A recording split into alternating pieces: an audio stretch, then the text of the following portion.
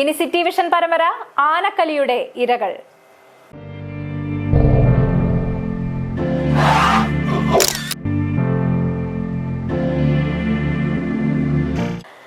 വന്യജീവി ആക്രമണത്തിൽ മനുഷ്യജീവനുകൾ പൊലിയുമ്പോഴും വനംവകുപ്പ് പ്രഖ്യാപിച്ച പ്രതിരോധ പദ്ധതികൾ ഫയലിൽ ഉറങ്ങുന്നു. ചിന്നക്കനാൽ ഉൾപ്പെടെയുള്ള മലയോര പ്രദേശങ്ങളിൽ കോടികളുടെ പദ്ധതികളാണ് ജനങ്ങളുടെ പ്രതിഷേധത്തെ തുടർന്ന് വനംവകുപ്പ് പ്രഖ്യാപിച്ചത്. എന്നാൽ വർഷങ്ങൾ പിന്നിടുമ്പോഴും ഇത് നടപ്പിലാക്കാൻ വനംവകുപ്പ് തയ്യാറാകുന്നില്ല. കഴിഞ്ഞ 1.5 വർഷത്തിനുള്ളിൽ ഇടുക്കി ജില്ലയിൽ മാത്രം കാട്ടാന ആക്രമണത്തിൽ ജീവൻ നഷ്ടമായത് 9 പേർക്കാണ്.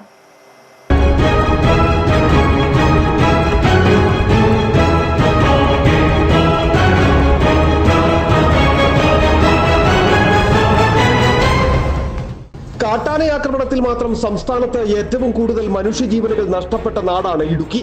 കഴിഞ്ഞ 10 വർഷത്തെ കണക്കെടുത്താൽ 50-ലധികം പേരാണ് കാട്ടാനയാക്രമണത്തിൽ മാത്രം ജില്ലയിൽ മരണപ്പെട്ടിട്ടുള്ളത്. മനുഷ്യ വന്യജീവി സംഘർഷത്തിനെതിരെ ഏറ്റവും വലിയ പ്രതിഷേധങ്ങൾക്കും സാക്ഷിയായ നാടാണ് മലയോരം.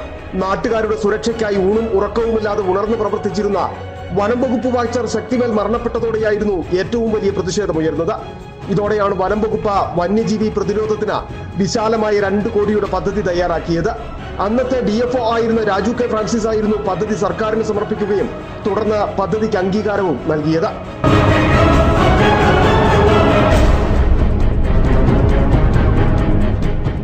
എന്നാൽ ഈ പദ്ധതി ഇന്നും നടപ്പിലാക്കിയില്ലെന്ന് മാത്രമല്ല, ഈ പദ്ധതി പ്രഖ്യാപിച്ചതിന് ശേഷവും നിരവധി പേരാണ് കാട്ടാനക്കലിയിൽ ഇല്ലാതായത്.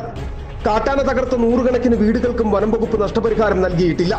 ആളുകൾ മരണപ്പെടുമ്പോൾ ഉയരുന്ന പ്രതിഷേധത്തെ തുടർന്ന് വനം വകുപ്പിന്റെയും മറ്റും ഉന്നത ഉദ്യോഗസ്ഥരെത്തി നഷ്ടപരിഹാര തുക പ്രഖ്യാപിച്ചു മടങ്ങും.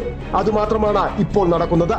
മരണപ്പെടുന്ന കുടുംബത്തിന് 10 ലക്ഷം നഷ്ടപരിഹാരം നൽകാൻ വനം വകുപ്പ് മാറ്റിവെക്കുമ്പോൾ ആ തുകയെങ്കിലും മുടക്കി പ്രതിരോധ സംവിധാനം ശക്തിപ്പെടുത്തി ആളുകളുടെ ജീവൻ രക്ഷിക്കുവാൻ കഴിയില്ലേ എന്നാണ് മലയോരം ഒന്നാകെ ചോദിക്കുന്നത്. City vision, Rajakkad.